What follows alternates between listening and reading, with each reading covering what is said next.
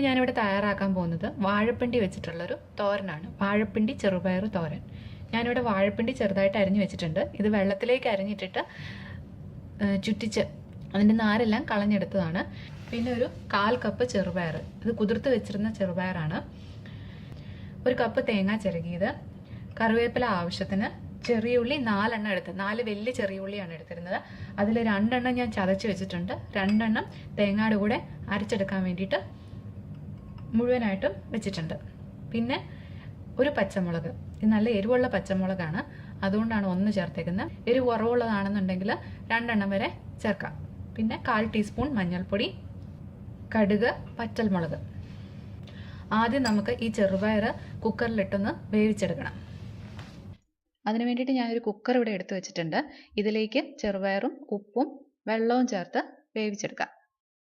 അതുപോലെ തന്നെ വാഴപ്പിണ്ടി വേവിക്കാൻ ഞാനൊരു മൺചട്ടിയാണ് എടുത്തിരിക്കുന്നത്. അതിലേക്ക് നമുക്ക് ഈ വാഴപ്പിണ്ടി അരിഞ്ഞത് ഇട്ട് കൊടുക്കാം.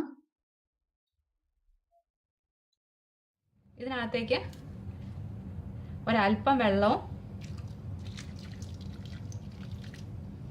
ഉപ്പും കൂടെ ചേർത്ത് ഇത് നമുക്ക് മൂടി വെച്ച് വേവിച്ചെടുക്കാം.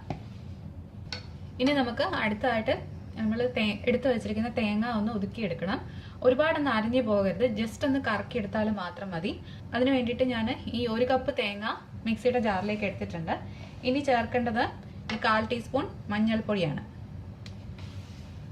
പിന്നെ നമ്മൾ എടുത്തു വെച്ചിരിക്കുന്ന ഈ പച്ചമുളക് ഒന്ന് ചെറിയ കഷ്ണങ്ങളാക്കിയിട്ട് മുറിച്ചിട്ട് കൊടുക്കാം, അരയ്ക്കാനുള്ള എളുപ്പത്തിനാണ്. പിന്നെ ഉള്ളി, ഒരു കറിവേപ്പില, ഇത്രയും ചേർത്തൊന്ന് കറക്കിയെടുക്കാം. ഇതാ കണ്ടോ, തേങ്ങ ഈ പരുവം ആയാൽ മതി.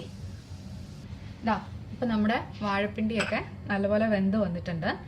അതുപോലെ തന്നെ ചെറുപയറും വേവിച്ചെടുത്തിട്ടുണ്ട്. ഇനി നമുക്കിതൊന്ന് കടുക് പൊട്ടിച്ച് ഒലത്തിയെടുക്കണം. കടുക് പൊട്ടിക്കാൻ വേണ്ടിയിട്ട് ഞാനൊരു പാത്രം അടുപ്പത്ത് വെച്ചിട്ടുണ്ട്. അതിലേക്ക് നമുക്ക് കുറച്ച് വെളിച്ചെണ്ണ ഒഴിച്ചു കൊടുക്കാം.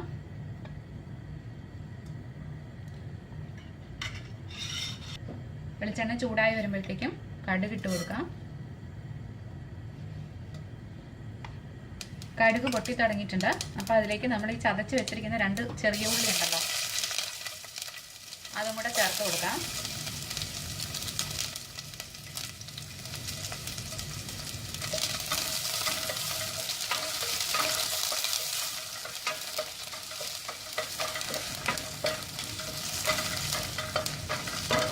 പിന്നെ വറ്റൽമുളക്,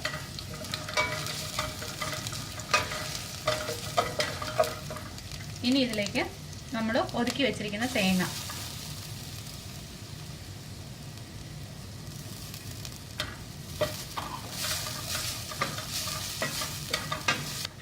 ഇതിൽ കിടന്നൊന്ന് മൂക്കണം.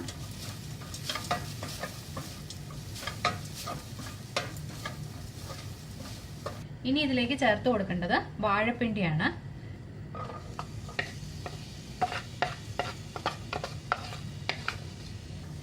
അത് നല്ലപോലെ ഈ തേങ്ങായുമായിട്ടൊന്ന് മിക്സ് ആവണം. അതിനുശേഷം നമുക്ക് ചെറുപയറും കൂടെ ചേർത്ത് കൊടുക്കാം.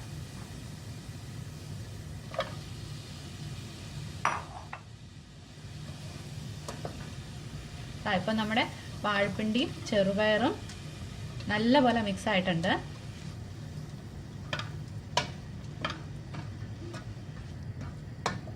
ഇനി ഇതിലേക്ക് കുറച്ച് കറിവേപ്പില,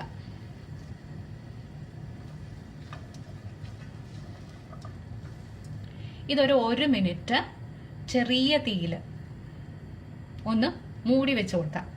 ഇതിനകത്ത് അടിയിൽ തീർത്തും വെള്ളം ഇല്ലെന്ന് തോന്നുവാണെങ്കിൽ ഇത്തിരി വെള്ളം ചേർത്ത് കൊടുക്കാം.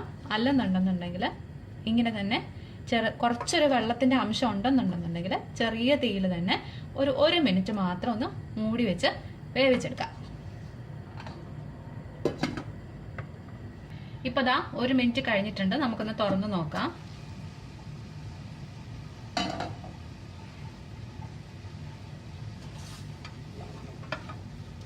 അങ്ങനെ നമ്മുടെ വാഴപ്പിണ്ടി ചെറുപയർ തോരൻ തയ്യാറായിട്ടുണ്ട്. നല്ല രുചിയും ഒപ്പം ഒരുപാട് ഗുണങ്ങളും ഉള്ള ഒരു തോരനാണ്. എല്ലാവരും ഇത് വീട്ടിലൊന്ന് തയ്യാറാക്കി നോക്കുക. ഇനി ഇതുപോലത്തെ റെസിപ്പികൾക്കായിട്ട് cook with Rini channel subscribe ചെയ്യാനും മറക്കരുത്. അപ്പോൾ ഇനി വേറൊരു റെസിപ്പി ആയിട്ട് കാണുന്നത് വരെ ബൈ. Thank you.